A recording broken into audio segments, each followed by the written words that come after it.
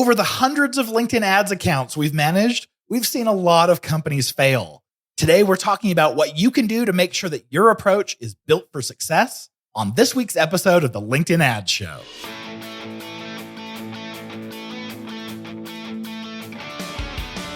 Welcome to the LinkedIn Ads Show. Here's your host, AJ Wilcox. Hey there, LinkedIn Ads fanatics. I don't like to admit defeat, but after managing hundreds of LinkedIn Ads accounts, unfortunately, we've seen many companies fail at LinkedIn Ads. My definition for fail here is this is client churn for us, where after they work with us, they stop advertising on LinkedIn completely. Analyzing these failures, as well as many, many successes, thank goodness, we found the common denominators, the essential components to this success. We'll go through each one of these in a lot more detail, but here are the essential components. Number one, the client needs to be clear on their ICP, or their ideal customer profile. This means they understand their pain and who they are. It's our targeting in LinkedIn. Number two, they clearly understand the value they offer to that audience. They have product market fit. And number three, they know how they're competitively positioned in the market. So today we're going to dive into ways that you can research and develop your ideal target audience and figure out what messaging will work in your ads. We're addressing your go-to-market strategy as it relates to LinkedIn ads, but this is also going to relate to your entire business, your whole marketing approach. In the news, we've heard some really great feedback from our last episode, and I'm so glad that you all enjoyed it so much. It was the one on bidding and budgeting. And afterwards, I got a great question from Stephen Owen, who manages demand generation at a company called GetAct. He smartly asked about manual CPM bidding since we didn't cover it in the episode. And I didn't cover it because when I want to do CPM bidding, 99% of the time, I'm already using maximum delivery. There are times, though, when you might want to use a manual bid when you're bidding CPM. So because we didn't cover this in last week's, I wanted to quickly answer it here for you. So when I want to use CPM bidding, I tend to use maximum delivery, like I said, 99% of the time, because when you're bidding CPM, it's just the easiest way to do it. The trick with CPM bidding is that your bid needs to be high enough to secure you in the top placement in the first ad slot, but not any higher because then you'll be overpaying. And that requirement of being in the first slot is really important because that's where CTRs are the highest. And when we have high CTRs is exactly why we're bidding CPM anyway. So this is absolutely crucial. But when you do manual CPM bidding, you get more control. You may remember from our holiday traffic study that those who were still using maximum delivery over holidays, their costs spiked way up. And that's because on maximum delivery, the platform's going to bid as high as it needs to on CPM to spend your daily budget. So if you want to be insulated from those market forces, you can bid manually. That's just one of the few ways that I can think of where you'd want to do this. Another reason could be that you can get better pricing manually bidding than you can with maximum delivery. So if you do want to do manual CPM bidding, I like to do some variation of this. So I'm going to look at the suggested bid range, and I'm going to set my initial bid at kind of mid to high in that range, because like I said, I want to make sure that we always show up in the top slot. Then I'm going to run ads, and the next day I want to look at my effective cost per click. And remember, your effective cost per click is what you paid for your clicks, regardless of if you were bidding by cost per click. So if I'm bidding a CPM of $90, for instance, and I go and look at my effective cost per click the next day, and I see that it was $16, but I realized I could have been paying $15 if I was bidding by manual CPC, then I'll try lowering my CPM bid by $5-ish. I kind of tend to move in $5 increments. Then I look at my effective CPC the next day to compare it to the previous. If your effective cost per click went down, then you can try bidding even less and see if you can get a cheaper cost. So in this case, I would lower my CPM bid from 90 down to 85 and see. And if my effective cost per click is now at $15, I could say, well, let me see what happens if I drop this down to an $80 CPM bid. You probably also want to try increasing your bid. So let's say I bid $95 CPM for a day and measure and see what it did to my effective cost per click. And the reason for this is if you're ever falling into the second ad slot, that's 6 or 7 posts down the page, and fewer people are going to make it that far, meaning that your click-through rate will be likely less, which when you're bidding CPM, you're counting on getting the best click-through rate possible. It is a lot of babysitting and hand-holding to your campaigns to constantly be changing your bids and constantly trying to find where's that sweet spot where I pay the least amount for my clicks. And that's why I like maximum delivery when it's available, of course. But if you're willing to do all of this work, you can get costs lower by doing it. It just requires some attention and patience. I wanted to highlight a review of the podcast. Valentin QWP, he left a review that says, best marketing podcast. I found AJ's podcast a few months ago, and the content of the podcast is gold for anyone managing a LinkedIn ads account. This is definitely the most useful marketing podcast nowadays. Valentin, thanks so much for leaving that review. And I will tell you, that is very high praise. Anytime that we can have the most useful podcast in marketing, I'm in. I really appreciate that. If you're a regular listener and you haven't left us a review yet, please do, because I want to feature you and give you a shout out. All right, with that being said, let's hit it. First, we're talking about getting clear on your ICP, or your ideal customer profile. This is important because if you're not speaking to your correct audience, your ads will fail. Period. End of story. Think about it like this. The value in LinkedIn ads is this precise audience targeting. And we pay a significant premium for that opportunity to laser focus on exactly the right people. But if you end up targeting people that won't ever be your customer, you'll never be able to get a return. Occasionally, we'll onboard a client, and when we ask them about who it is that they want to target, they may not know. And sometimes we'll prod and we'll dig a little bit deeper. And they may turn it back on us and say, well, you guys are the marketing experts. And I'm certainly not complaining here. This is a dynamic that just naturally happens when you're an ad agency that works with a wide variety of industries and companies. But I can say for certain, and I'm sure you'll all agree, that just because we're marketing experts, we're not experts in your specific industry or with your exact target audience, and we're definitely not experts in your company's offerings. Given enough money and time, we can become experts in all of these things. But if the company doesn't already know its audience intimately, it's likely going to take tens of thousands of dollars in ad testing and many months of time to get to that point. So if the marketer already knows their audience, then we can just jump immediately into success on the platform. So we can sure run ads, but you get to decide, is your goal in running LinkedIn ads going to be audience testing, trying to figure out who it is that we need to target? Or is your goal demand generation and actually reaching the right people and driving your business forward? So if you don't already know who your audience is, how do you find out? Well, ideally, your founder is already a clue here, because your company founder or founders, they started the company based off of solving a problem that likely they themselves faced. So you can reason who are the types of people who feel this common pain that the audience suffers from. We can think through the possible roles who would feel the pain or be responsible for the pain that we solve. Sometimes it's easy and we're right out of the gate. Sometimes certain industry segments or certain company sizes have a bigger need or feel the pain more, or maybe they just have the budget to solve the pain. To give you an example, we have a client who built this awesome technology. It can read any document, if it's handwritten or digital, whatever, and it uses AI to grab all of the data from those documents and pushes it right into a digital format that the company can read. The product is called Pixie Docs, in case you're curious. So we targeted several industries that we thought would have a great use for this technology. We reasoned that insurance providers would likely want to use something like this if they're getting bids from other vendors.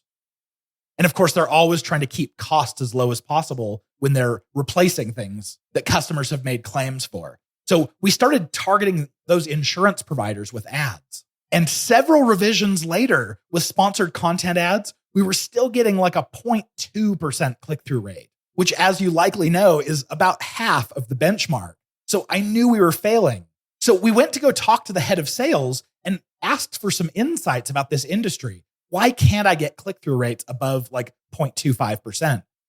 He ended up asking a couple prospects, and they told him that they already make all of their vendors enter the bids right into their system. So all of that data is already digitized, so they don't feel that pain point that we solve. That makes perfect sense, but it's something we just couldn't have known without getting to know those prospects better. Let's talk about product market fit. And you can ask yourself here, are people buying your product? Are they happy and satisfied with it? Sometimes, like we've talked about, the founder has created this product to solve a pain point, and it's probably one that they felt. But your product market fit is it a significant enough pain that people will seek out a product to solve it? Or they're willing to pay enough that it's in your best interest to solve that pain point for them? And if you don't have this product market fit, no amount of advertising is going to save it. I feel like in business to consumer, product market fit is oftentimes easier. Think about it. You open a pizza restaurant because everyone needs to eat. And there's a lot of people who live in this area. And my guess is if you took a poll, probably 95% of people would say that they like pizza.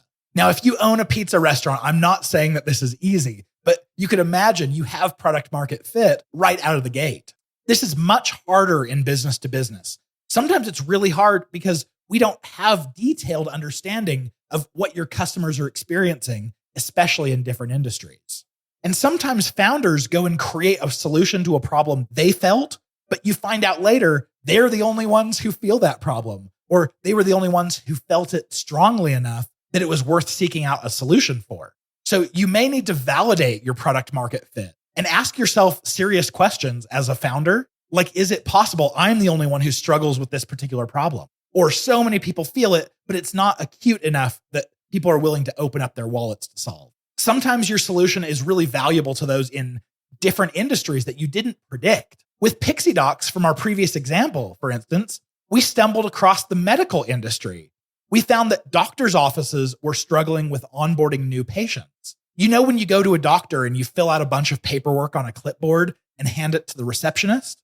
Well, then that receptionist has to enter in all that information into the computer, and they get backlogged, but then it holds up things like patients getting their prescription.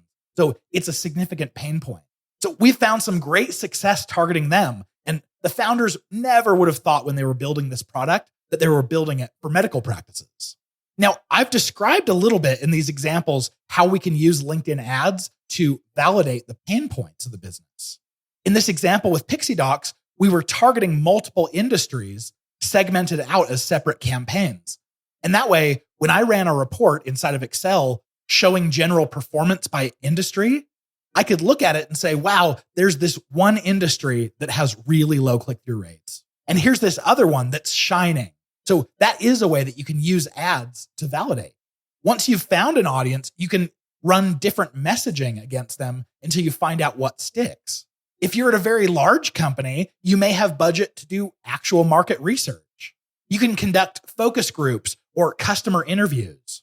If you remember episode 87, when we were talking to Andrew Harder at Cisco, he was talking about how he used customer interviews and didn't have to spend significant budget on market research. He just conducted his own. And I think that's super cool.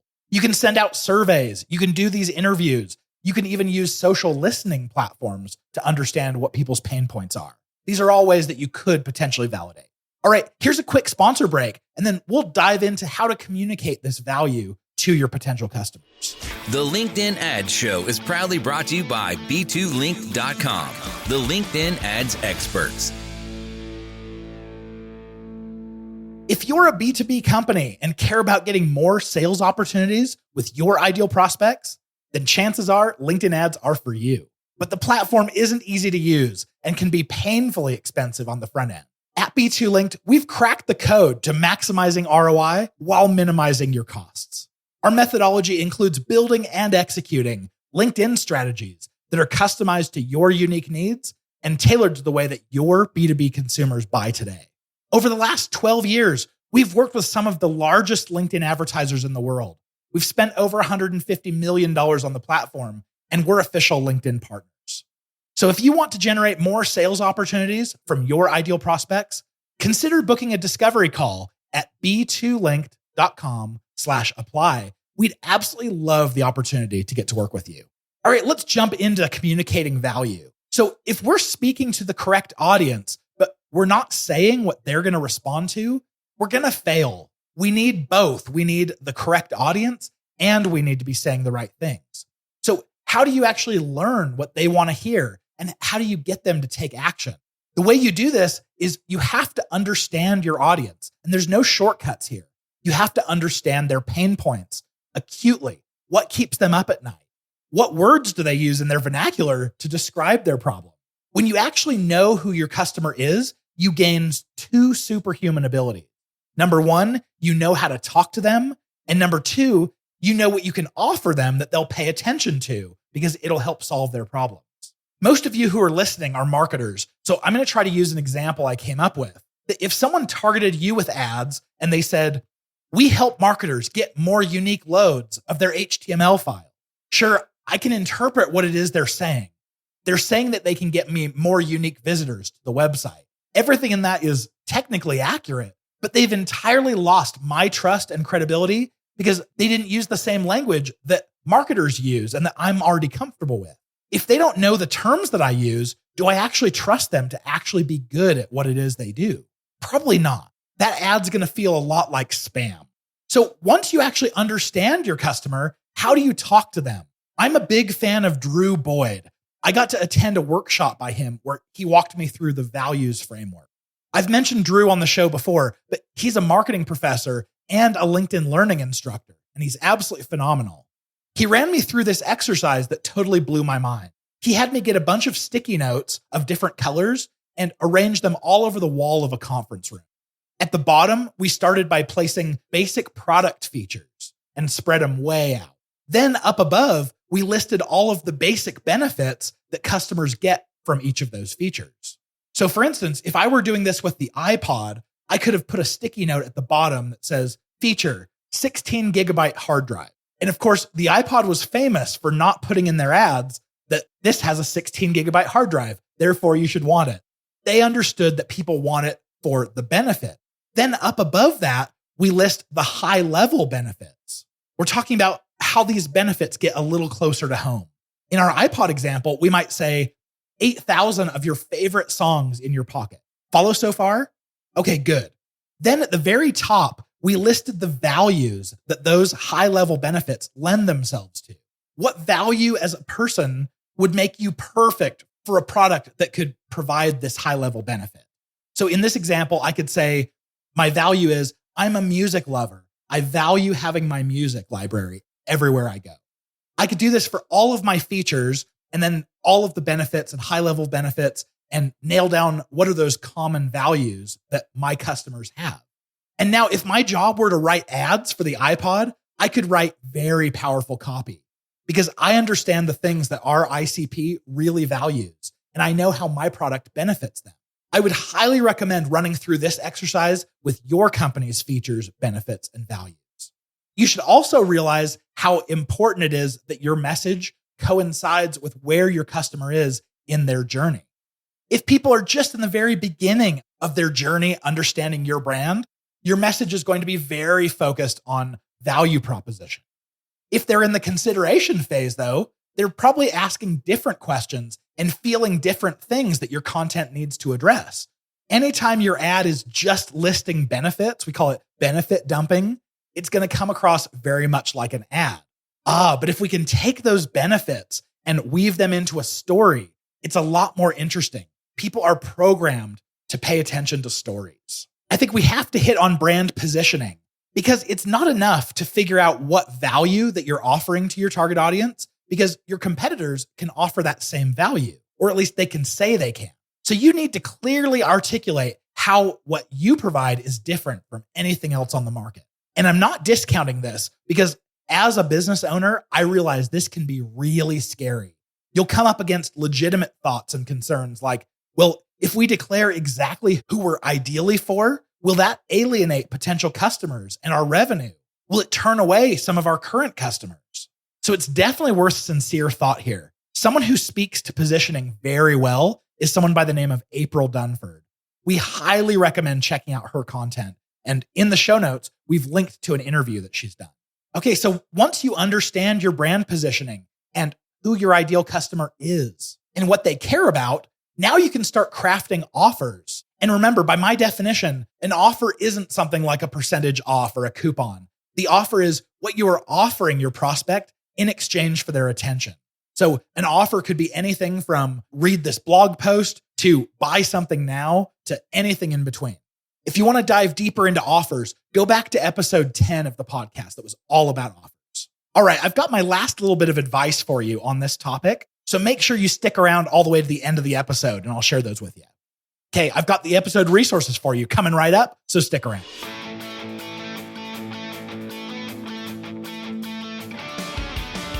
Thank you for listening to the LinkedIn Ad Show. Hungry for more?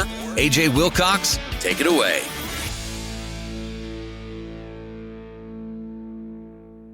So you'll want to go down and look at the show notes below. I've listed a link to Drew Boyd's LinkedIn profile. So you can go check him out, follow him there, check out his LinkedIn learning courses. They're insane.